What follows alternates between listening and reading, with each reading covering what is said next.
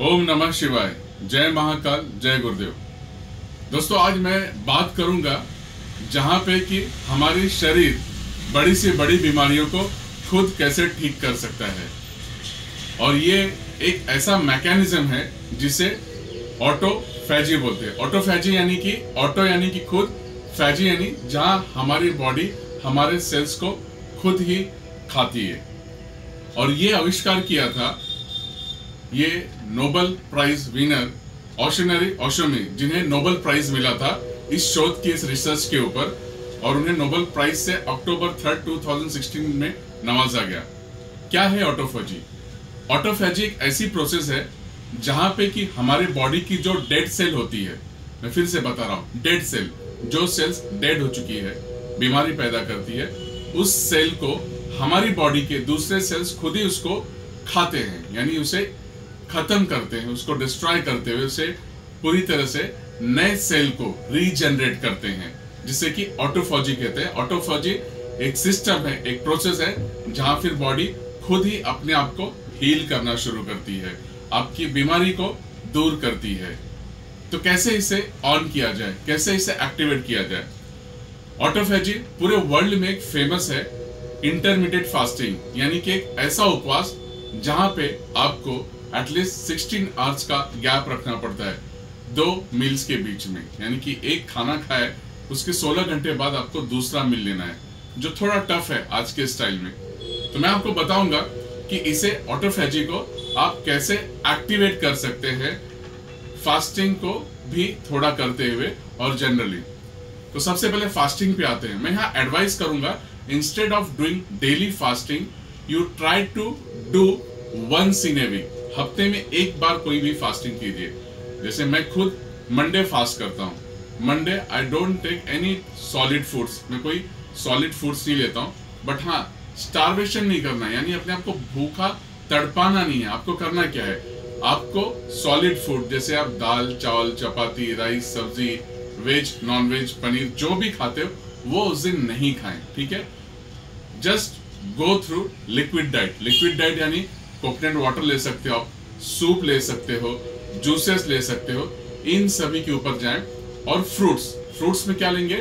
Fruits जो आपके body के अंदर लिक्विड यानी कि आपकी वाटर एलिमेंट के साथ पूरी तरह से जो बैलेंस करे, आपके बॉडी डिहाइड्रेट होने से बचाए, जैसे वाटरमेलन हुआ, मस्क मेलन हुआ, या जो फ्रूट्स के अंदर वाटर कंटेंट ज्यादा है वो फ्रूट्स आपको लेना है।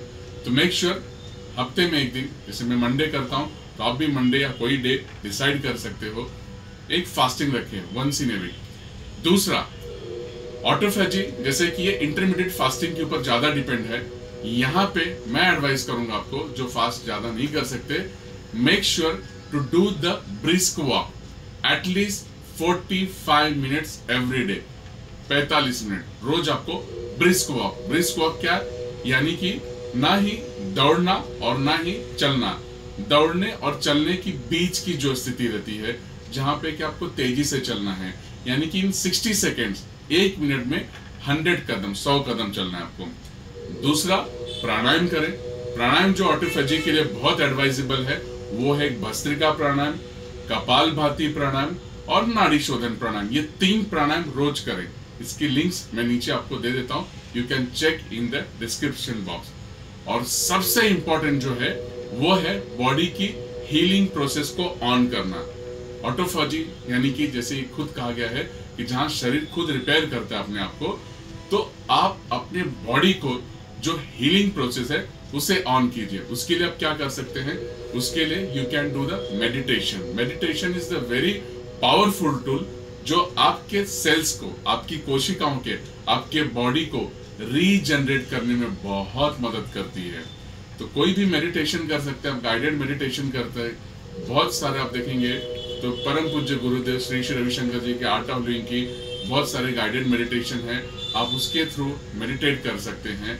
और दूसरा जो एक प्रोसेस है वो है आपके बॉडी के अंदर जो 7 चक्र हैं, 7 chakras are the energy point of your body.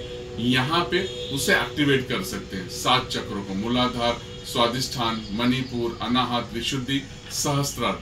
जब ये सातों चक्र एक्टिवेट होते हैं तब आपकी बॉडी के सारे सेल्स बहुत पावरफुल होते हैं और वो सेल्फ हीलिंग में अपने आप को बहुत अच्छे ढंग से रख पाते हैं। आप किसी भी सर्टिफाइड ट्रेनर से, सर्टिफाइड गुरु से, उनके निगरानी में ही अपने चक्राओं को एक्टिवेट करें और उसे हील करें, बहुत फायदेमंद होगा। फिर से मैं आता हूं ऑटोफेजी, यानी कि जो फास्टिंग का प्रोसेस है।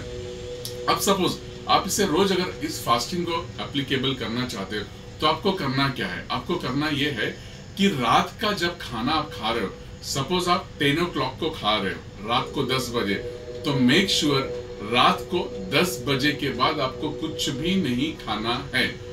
मॉर्निंग में ब्रेकफास्ट को भी स्किप करना है। Just what you have to do, जब सुबह उठ रहे हो तो मॉर्निंग में आप नारियल पानी ले सकते हो, coconut water, any liquid, but no solid, nothing, कोई भी सॉलिड फूड नहीं लेना है। सॉलिड फूड जो आप लेंगे उसमें आपको 16 आवर्स के गैप में होना चाहिए, यानी कि रात का 10 अगर आप डिनर ले रहे हो तो मॉर्निंग का कितना हो गया, वो 10 हुआ।